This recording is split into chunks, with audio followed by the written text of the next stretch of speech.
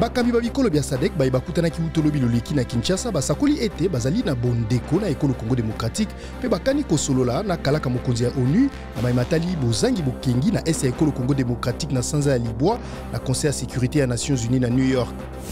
Timan Erdimi pe Mahamat Nouri bakonzi babasimba minduki baye bazalaki kobundisa mokonzi ya kala ya ekolo Tchad Idriss Déby mibu miyike bakomaki lobi na N'Djamena mpona kozwa esika na masolo to pe dialogue national eye ekobanda o mokolo mposo mozali koya.